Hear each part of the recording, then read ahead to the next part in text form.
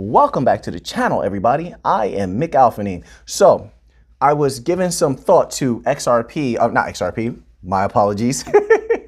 Ripple's last tweet where they announced that they were joining the Digital Euro Association. That was major. So as I'm thinking about that, as a researcher, the first place my mind goes to is, wait a minute, how much money is moving through those European corridors? I want to know. I want to download that PDF. I want to download, screenshot those images, save them into my files so that I can know later I can calculate later how much of a percentage of that market I believe Ripple can take. Maybe even they might make some announcements on how much money they're anticipating on moving back and forth through those particular corridors, utilizing the XRPL, if that does indeed happen, right? Because they're setting up corridors as we speak.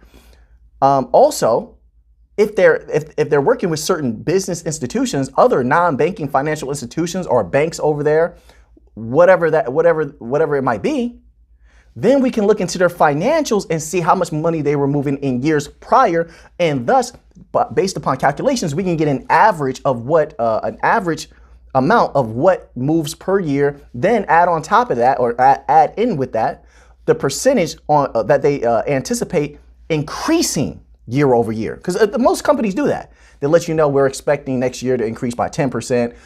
The past few years we increased by 5%, 3%.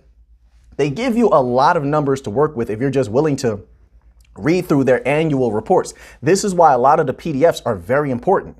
You can look up almost any company's annual report. Sometimes it takes a little time for different companies to come out with those annual reports, especially if they're Q4s for a very, very big company. That's a lot of data to crunch. They want to make sure they're doing the right thing. So you just have to be patient, sort of like what happened with MUFG. It took a little bit of time for them to come out with that Q4 and that yearly, okay? And so we had to wait patiently, but then once they did, we were able to come on the channel and take a look at that report, right? And I believe I posted that PDF, and a lot of the members, I'm sure, downloaded that. So we can anticipate amounts in that way. If we want to know where that price might go and what to sell our sell targets at, then we have to know how much money could possibly be moving through those corridors and how that affects the XRPL in the future, in my humble opinion. So let's circle back around now, okay? This tweet here about the Digital Euro Association got me thinking about how much money is moving through those corridors. And so I looked it up. I did a little searching here, and there's an article on payments.com, pymnts.com, right? And it's titled as such, and they give some pretty good information here, okay? And it says, Europe, this is so good. I love this so much. Europe to account for 28%. Let me say that again. Europe to account for 28% of cross-border e-commerce's trillion-dollar sales in 2022. Do you look, if XRP takes a good chunk of that market, let's just say a little chunk, because people go insane when I say if they take a big chunk. They don't like hearing that. They don't want to believe. If they take a modicum of that, a little amount of that, imagine what it does to that price. That price not staying at 82 cents, 85 cents, 89 cents. It's not, right? 28%. Europe is going to account for 28% of cross-border e-commerce's trillion-dollar sales in 2022. Let's read a little bit further in this nice, wonderful article here on payments.com. According to recent payments report, which examines the latest cross-border retail payments developments, cross-border e-commerce sales are expected to continue soaring next year as redacted lockdowns and the subsequent acceleration of digitization has increased consumers' comfort level with online overseas transactions. Listen, this makes perfect sense. Europe's economies are growing. A lot of their regions are doing very well. Also, they're very innovative when it comes to technology. They're not afraid to use new technologies, new software, new apps to buy things, purchase things, and send money here and there. That makes perfect sense. And they travel a lot. And families are constantly migrating from one area to the other when we're talking about the European financial sector, the European region. There's constantly businesses expanding out of those sectors. There's constantly families moving back and forth. And so there's lots of money moving across the world is what I'm saying. And XRP, there's a couple of banking coins in Europe. Oh, they're going to explode in my humble opinion. It's not financial advice. I'm not a financial advisor, but I'm going to tell you, expect them to keep that price suppressed. Expect it. They don't want you to get rich. I don't know why people don't understand that. They don't want you getting rich, having power, having a private beach near their private beach. Why? So they're gonna give you as hard a time as possible before you can get that rise in life. They're not gonna make it easy for you. It's gonna be a fight. They think of it as theirs. You're coming into this. A couple of banking coins that, in my humble opinion, are going to explode. XLM is in Europe. XLM, if the Stellar Foundation can continue to do a good job and close some of those deals. I've been waiting a long time to hear about some of those deals. They behind the scenes supposed to have some deals that are major. I'm trying my best to be patient. If they close some of those, they're going to take a modicum of that market. It's going to move that XLM price. It's not staying at 21 cents. Algorand had their Algorand accelerator in Europe and planted deep roots, and they're going to continue to do that. And they're very easy to work with. And the people love Algorand in Europe. That price is going to move fast, dramatic, meteoric, explosive with Algorand. I'm anticipating it. It's going to take some time. This is not the game for the impatient. This is not. If you're impatient, this is not for you. This is not the quick money market. This is not the meme coin market and the high volatility. Nope. All these prices are gonna move when the banks step in. Commercial, central. That's when you're gonna see the parabolic runs, and not before then. These little upticks, any uptick beyond that, before that, it's just small stuff. And XRP, of course, is in Europe. So those coins that are starting to plant roots in Europe, I expect to have an explosion in price at some point. And so we have a few time ranges. As you know, I like to keep iterating this because people talk about time in the comment sections a lot. They're very impatient. Why is the price not going up? There's no CBDCs running just yet. They're trying to put them together, making sure they're not going to fail. They have to test them. And a lot of it is not up to, let's say, the foundations. It's up to the banks. The banks have to decide, okay, this is the product that we want. So we have to wait on them to accept, right? We can't just force them to use this stuff. So there's no active CBDCs just running just yet that are major that's going to move those prices. That's one. Infrastructure. All the infrastructure is still being set up. IBM is ready to hand them infrastructure. MTech is ready to hand them infrastructure. So things are being tested. That's not rolled out yet. That would take anywhere from 2 to 5 years for all of the infrastructure to be set up. 2 to 5 years from now. So if you're feeling impatient now, you're not going to make it. If you're feeling impatient right now, you're not going to make it. These are long holds. You have plenty of quick money plays. Plenty of quick money plays out there. So, if you want quick money, you can go get those. And especially if you need money, in my humble opinion, sell NFTs. You don't have to trade NFTs.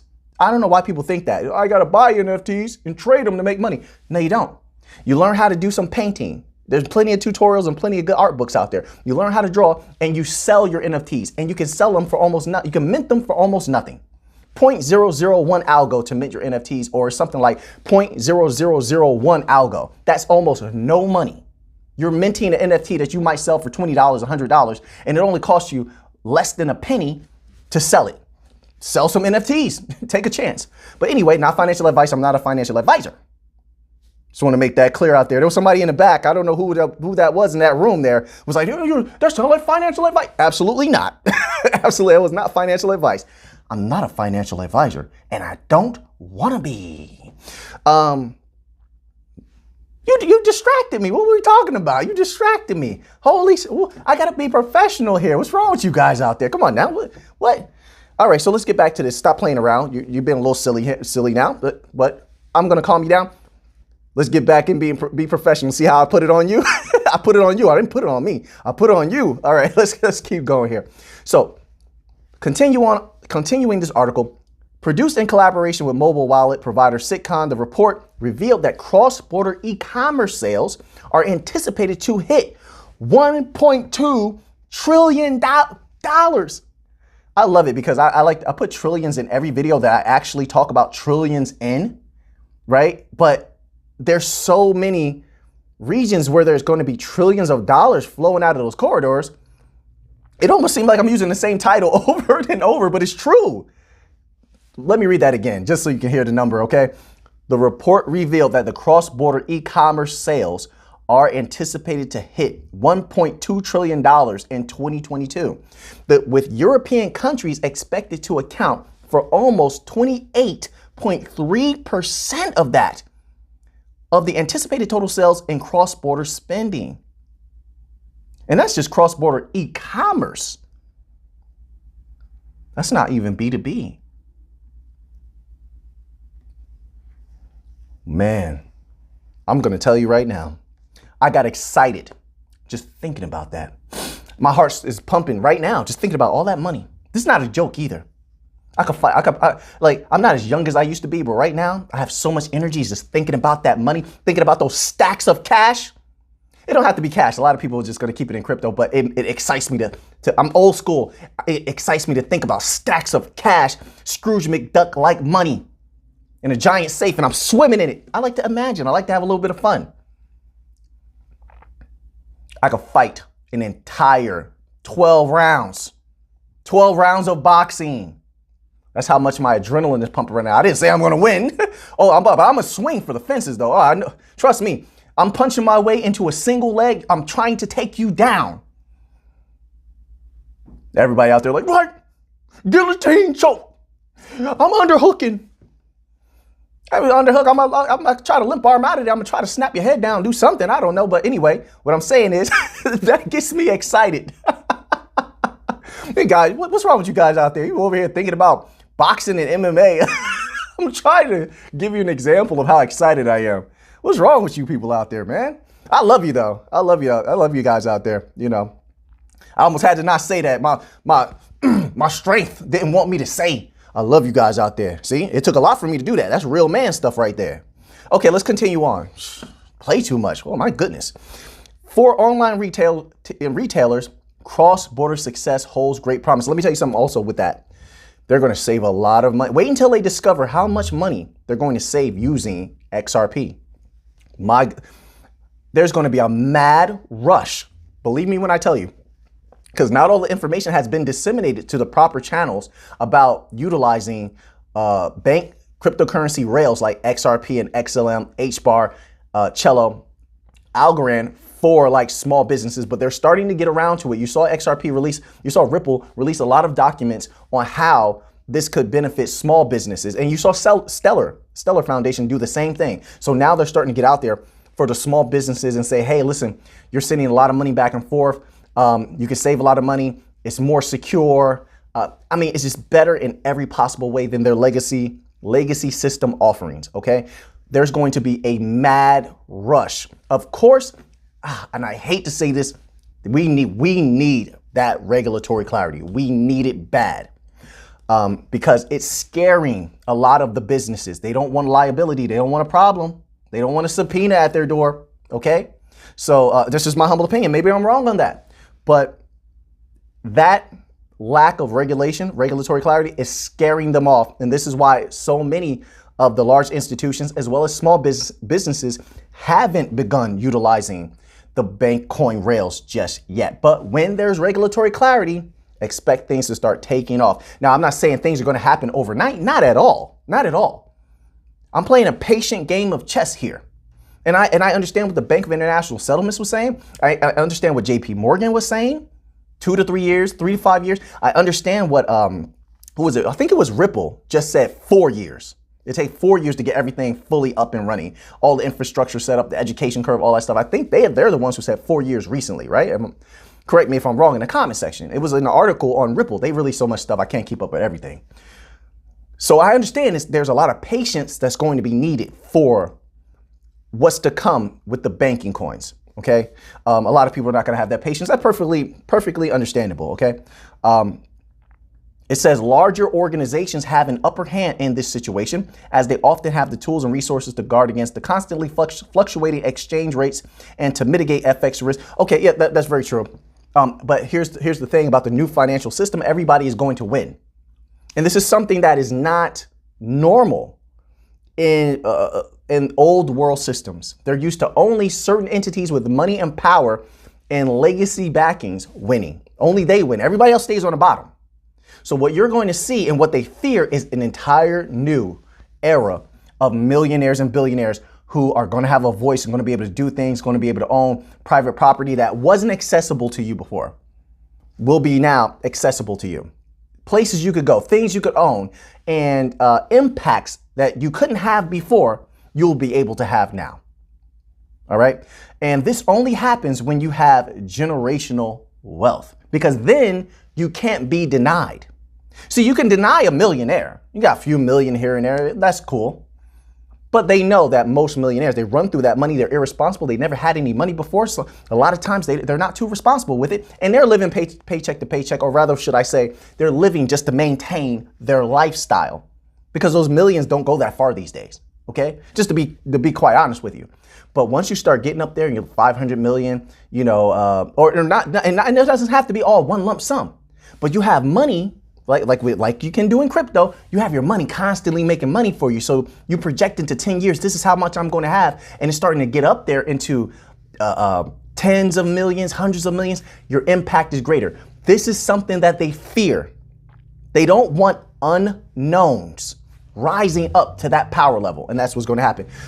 Not only with you, but with the new financial system. Non-banking financial institutions like Ripple, Stellar, they're unknowns.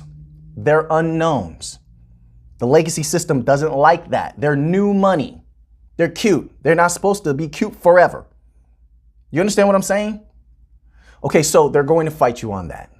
So I was a little bit all over the place, but all of this information is really, really good. It's a fun time to be alive, fun time talking about XRP and all the banking coins. I'm having a great time. I hope you are out there as well. And I appreciate you all being here with me right now. But this is extremely good. And at Ripple, being a part of the Digital Euro Association is amazing. And hopefully we're going to continue to see more positive results, hopefully sooner rather than later out of that partnership. And yes, I expect an explosion when it comes to XRP, just like I do with XLM, Algorand, HBAR, and Cello. There's no guarantees. I'm not here for a guarantee. And I'm not giving you one. But going by the research and data, that's what I believe is going to happen. You have to decide for yourself. So now that you have that information, what are you going to do with it? I know what I'm going to do with it. So until next time, let's get to the money.